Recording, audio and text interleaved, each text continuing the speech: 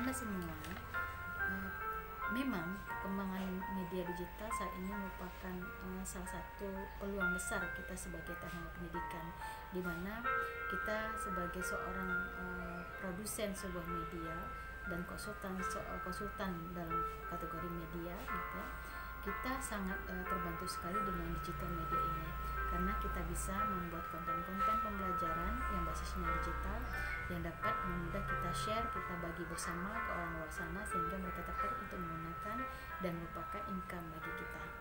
Namun di satu sisi, sebagai seorang teknologi pendidikan, kita juga harus memiliki rasa peduli terhadap efek negatif sebuah media digital. Apa saja yang menjadi efek negatif sebuah media digital?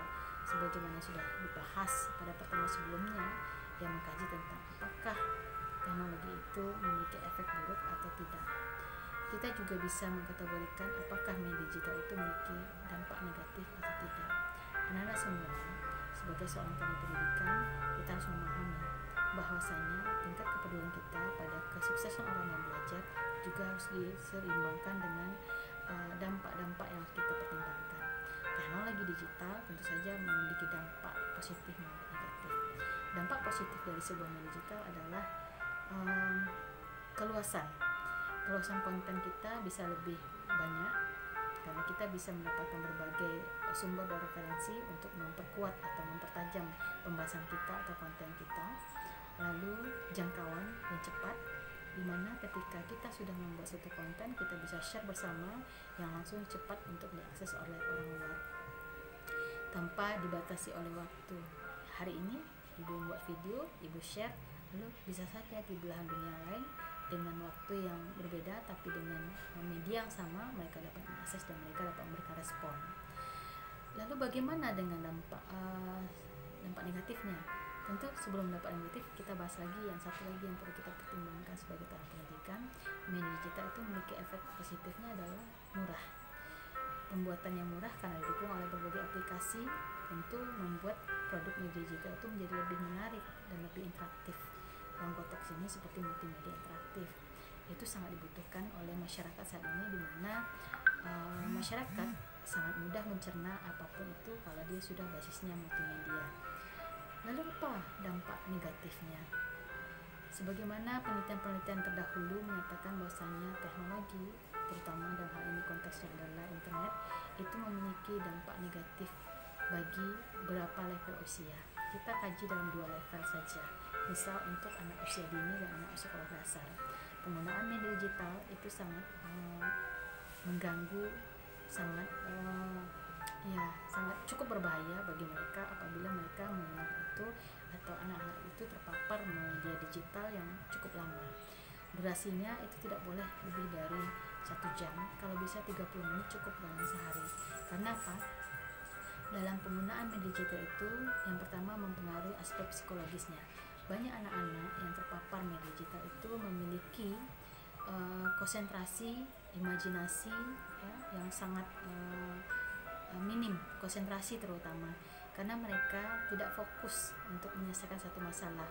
Karena mereka terbiasa untuk dengan media digital itu ketika mereka berhadapan ini, maka yang satunya muncul, maka dia akan muncul ikut ke dalam iklan atau ke dalam pesan yang masuk, sehingga pembahasan yang sebelumnya ini belum selesai.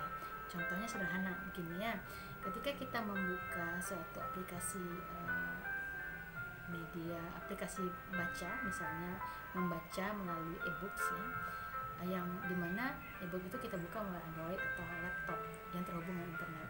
Lalu tiba-tiba nanti ada teman kita yang WA, yang memberikan pesan, dan di dalam pesannya itu ternyata dia mengirimkan suatu link berita. Nah, kita tertarik, lalu kita klik itu, maka keluarlah berita tadi. Nah, kita ikut membaca berita itu, lalu kita mencoba menerjemahkannya dan kita men-share. Dalam proses share itu ternyata kita mendapatkan berita yang lain di situs yang sama. Nah, sehingga kita habis waktu kita berjam-jam di sana. Sedangkan e-book yang kita baca tadi yang harusnya selesai dalam waktu setengah jam bisa menjadi 30 jam selesai karena kita sibuk dengan urusan yang lain. Itu contoh yang membuat konsentrasi anak dalam belajar itu menjadi lebih rendah.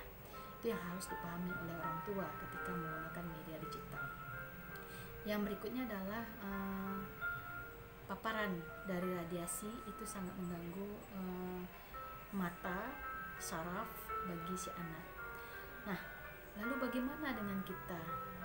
Kata kalau dari orang remaja, dewasa dalam pemanfaatan media digital ini, efek negatifnya. Efek negatifnya adalah kita lebih mudah untuk terkontaminasi berita tidak benar atau hoax. Mengapa Ibu katakan demikian? Karena seperti yang sudah cerita Ibu tadi ya, ketika kita sedang membaca e-book, ada berita yang baru, kita ikuti berita itu dan kita share saja tanpa kita analisis lagi. Sehingga kenapa itu terjadi? Karena sifat dari sebuah media digital itu, informasi yang disampaikan itu ada 3: singkat, padat, dan dangkal informasi. Nah, dangkal inilah yang menyebabkan terjadinya atau munculnya hoax dalam suatu berita atau satu konten materi yang disampaikan. Karena dangkal akan berbeda halnya ketika kita membaca buku. Kita begitu concern untuk melihat visual teks yang ada di depan tanpa kita memikirkan yang lain. Kita concern untuk membacanya sehingga kita bisa mencerna dengan baik dan kita bisa menemukan penjelasan yang lebih detail dari sebuah buku, materi dari sebuah buku. Sedangkan media digital materinya itu dangkal karena mereka terbatas oleh waktu, durasi, dan juga tampilan. Apabila media digital itu terlalu panjang teksnya atau kontennya atau videonya, otomatis orang nggak akan enjoy membacanya, enjoy akan mendengarnya. Orang akan bosan, orang akan beralih dengan iklan atau orang akan beralih dengan konten yang lain. Nah, inilah efek dari sebuah media digital yang menurut kita sebagai orang pendidikan harus kita pikirkan. Kenapa? Karena kita juga harus membuat satu alternatif media apabila media digital ini memiliki kelemahan. Karenanya, sebaik apapun media digital, kita tetap harus memperkuat materi kita itu, konten kita itu dengan sumber-sumber yang lain.